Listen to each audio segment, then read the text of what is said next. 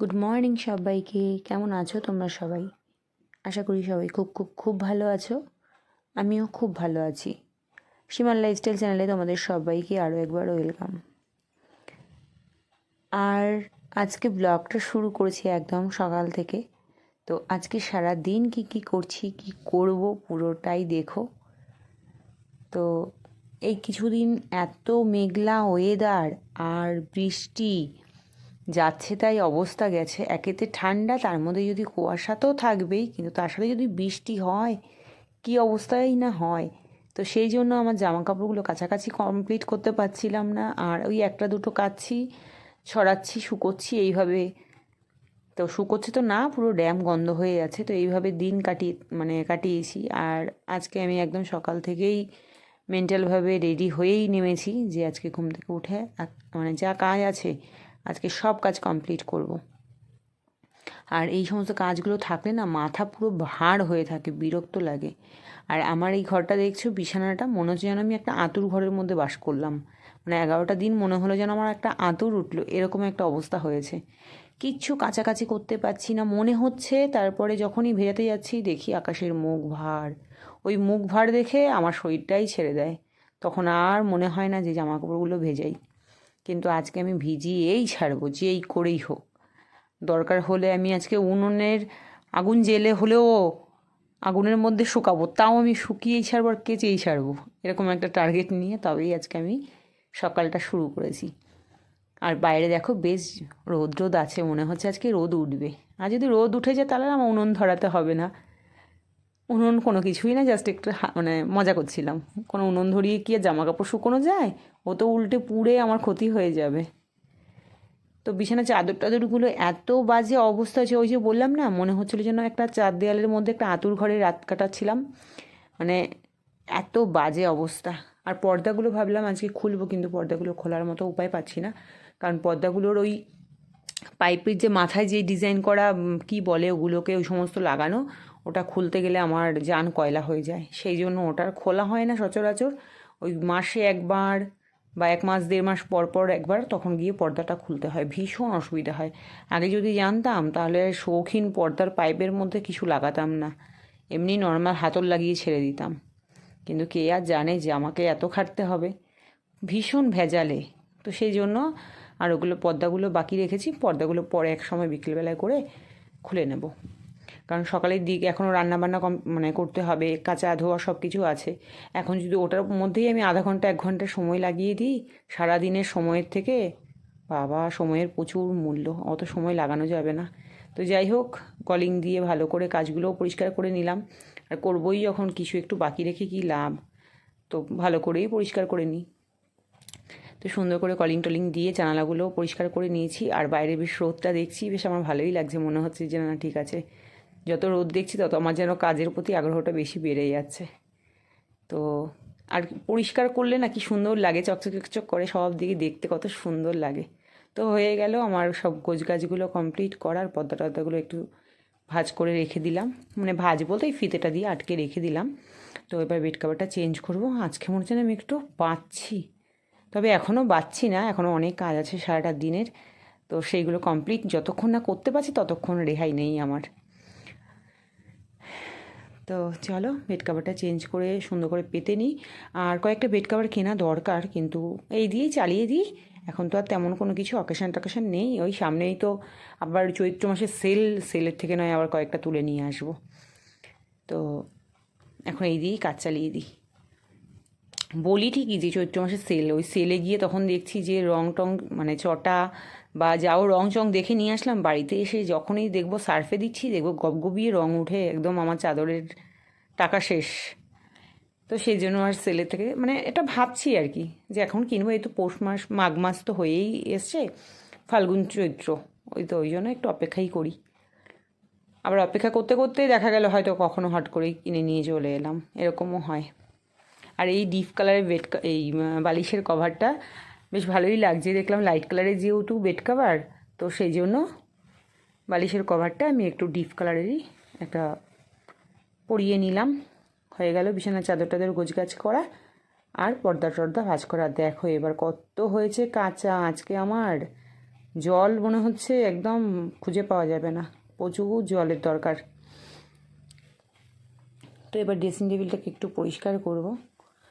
আর কয়েকটা দিন ধরে কী বলতো কাছাকাছি করছিলাম না, ঠিক আছে, কিন্তু যখনই করব তখনই জলের সমস্যা। তার মধ্যে মাঝে একদিনকে সারাদিন জল ছিল না, কারেন্ট ছিল না, মানে 4টের সময় 3টের সময় মনে হয় কারেন্ট এসছে, আর 4টের সময় সম্ভবত জল এসেছে, 4টেরও পরে।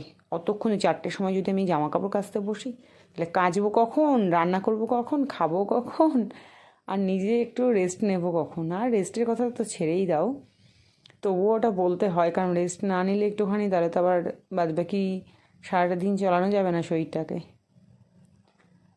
আর বেশ কয়েকটা দিন ধরে একটু মাজাটা ব্যথা ব্যথা করছে, তো এই নিয়েও করতে হচ্ছে কাজ, মানে এইগুলো তো একটু করতেই লাগবে, এগুলো রোজকার কাজ। কিন্তু বেড কাভারটা তো আর রোজ চেঞ্জ করি না, বেড কাভারটা ওই কয়েকদিন হয়ে গেছে, ওই যে বললাম ওয়েদারের জন্য চেঞ্জ করা হয়নি, কিন্তু আজকে না করে পারলামই না।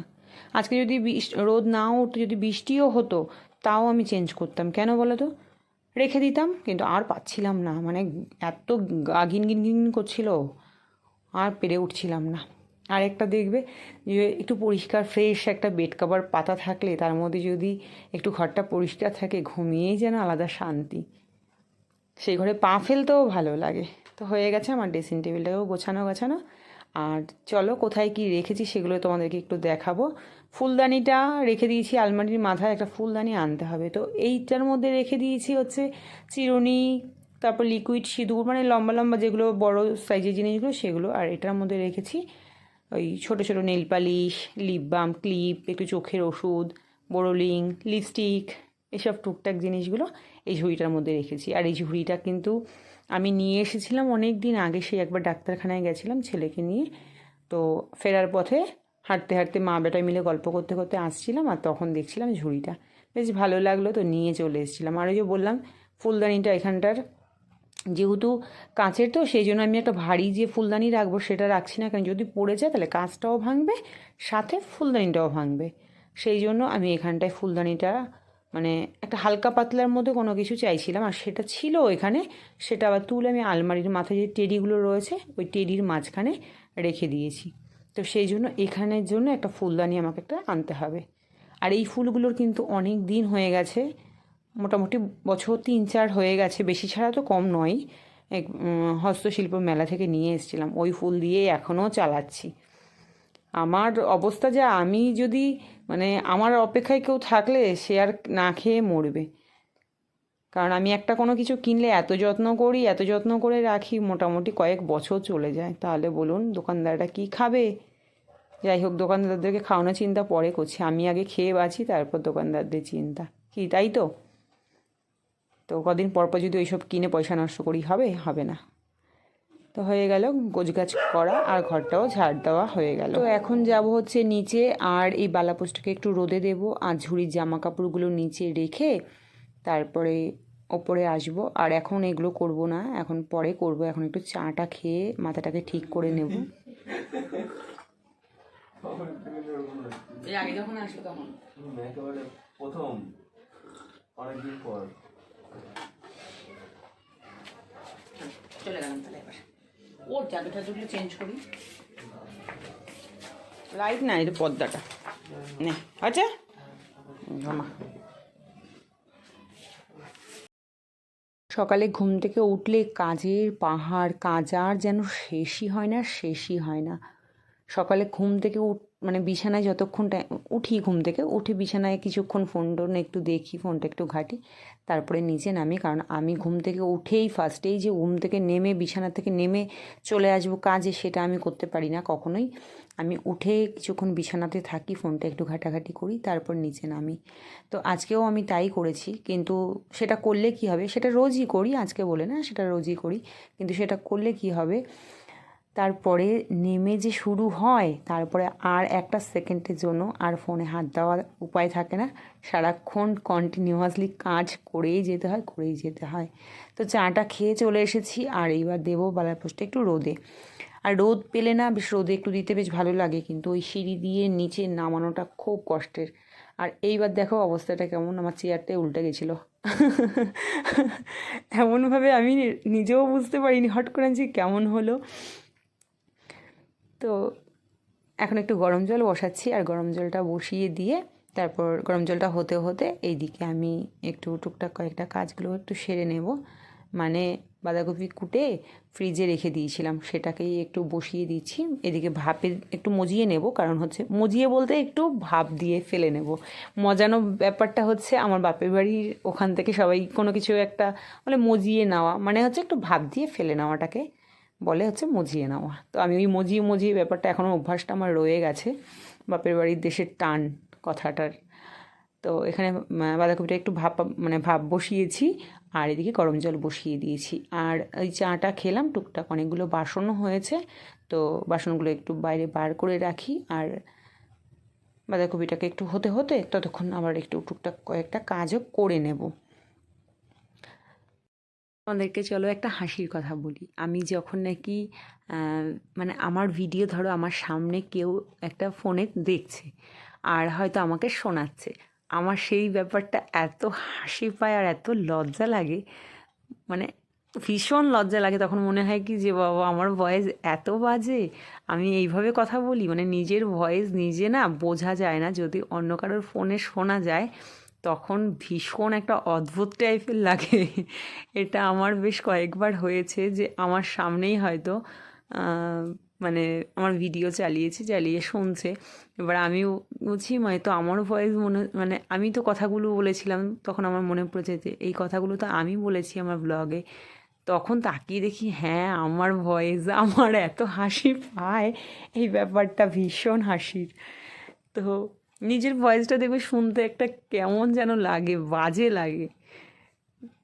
তো চলো এদিকে মানে আমার মনে পড়ে গেল এক্ষুনি কথাটা, তাই ভাবলাম যে তোমাদের সাথে এই কথাটা আমি একটু বলি যে আমার এরকম হয়। কিন্তু তোমাদেরও কি এরকম হয় যে নিজের ভয়েস শুনতে এরকম মানে অদ্ভুত টাইপের লাগে কি, বা হাসি পায়?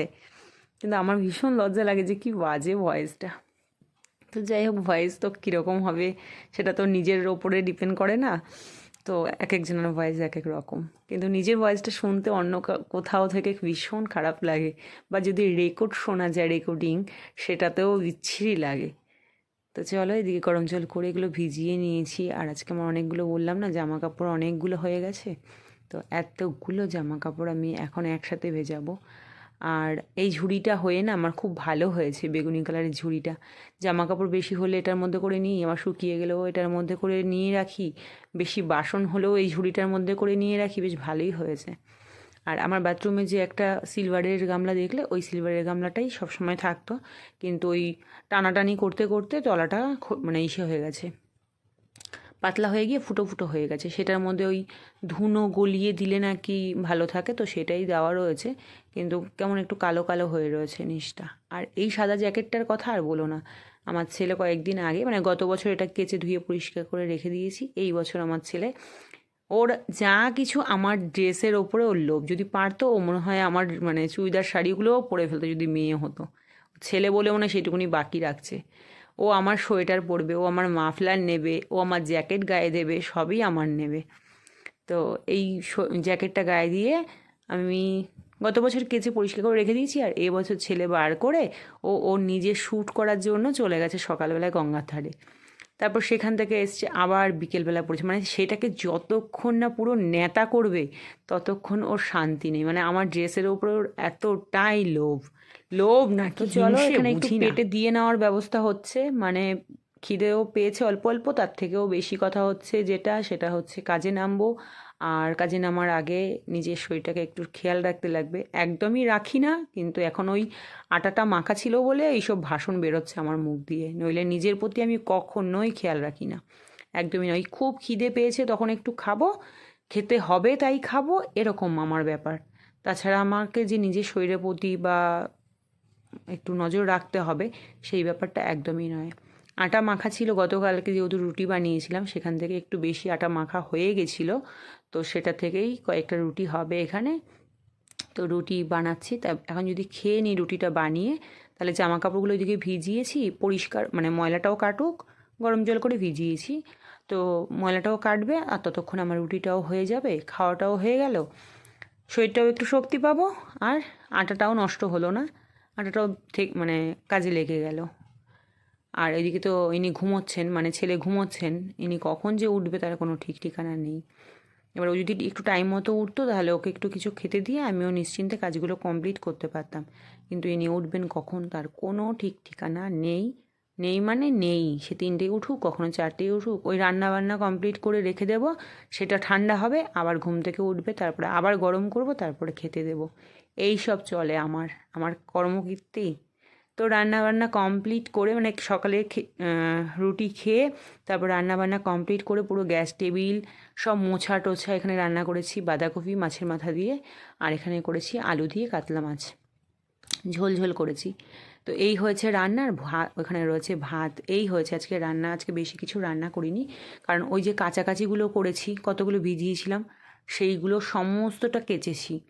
তারপর এত বাসন মেজেছি দেখো। আর এই যে বললাম না তোমাদেরকে যে এই ঝুড়িটা আমার ভীষণ একটা ভালো কাজে লেগেছে। ঝুড়িটার দাম কিন্তু বেশি নেয়নি, মানে 65 টাকা মতো দাম নিয়েছিল, কিন্তু ঝুড়িটা জামা কাপড়, শুকনো জামা কাপড়গুলো এটার মধ্যে নিয়ে আমি রাখতে পারি। তারপর বেশি বাসন হলে এই ঝুড়িটার মধ্যে রাখি, ঝুড়িটা বেশ ভালোই আমার কাজে লাগছে।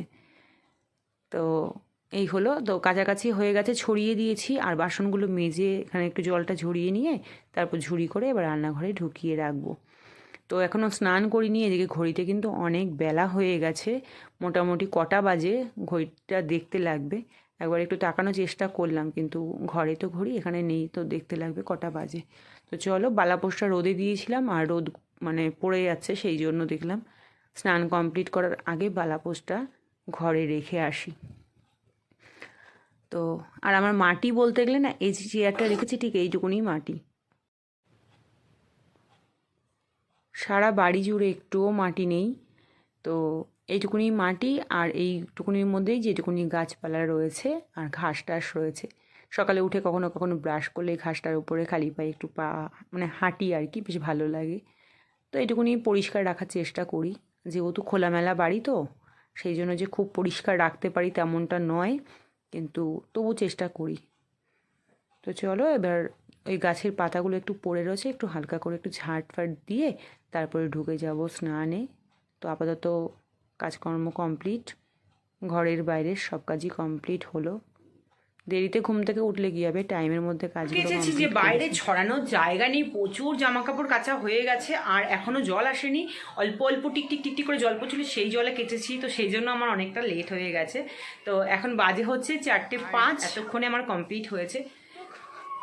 খাওয়া দাওয়া কমপ্লিট করিনি, কারণ 4টে বেজে গেছে, আর এখন খেতে ইচ্ছে করছে না। ওইদিকে লাইটটা জ্বালাই, ঘরটা বন্ধ অন্ধকার হয়েছে, এদিকে জানালাগুলো রয়েছে বন্ধ, আর এইদিকে ছেলে ঘুম থেকে উঠে গেছে, বিছানা চাদর টাদর গোছগাছ করে দিয়ে এই হলো টোটালি কমপ্লিট। তো এখন খাবো না, যেহেতু রুটি খেয়েছি ওবেলায়, তো একটু পেটটা ভরা আছে বলা যায় না, খিদে আছে, কিন্তু আর ভাতটা খেতে ইচ্ছা করছে না। তো চলো, একটু পরেই তো সন্ধে হয়ে যাবে, সন্ধ্যের সময় কিছুটা টিফিন করে নেব, সেই জন্য এখন আর কিছু খেলাম না। তো আজকের ভিডিওটা আমি জানি অনেক বড় হয়ে গেছে, তো ভিডিওটা আর বেশি বড় করছি না, ভিডিওটা এই পর্যন্তই রাখছি। ভিডিওটা যদি ভালো লাগে তাহলে অবশ্যই চ্যানেলটিকে সাবস্ক্রাইব করে পাশে থেকো তোমরা সবাই, আর ভালো থেকো তোমরা সবাই, সুস্থ থেকো। দেখা হচ্ছে আবার নেক্সট কোনো ব্লগে। তো চলো, আর তোমরা কীরকম ভিডিও দেখতে চাও বা আমার কোন ভিডিওগুলো তোমাদের ভালো লাগে সেটাও যেন অবশ্যই কমেন্ট সেকশনে কমেন্ট করে জানিও। তো চলো টাটা, আর বেশি ভিডিওটা বড় করছি না, তো চলো টাটা।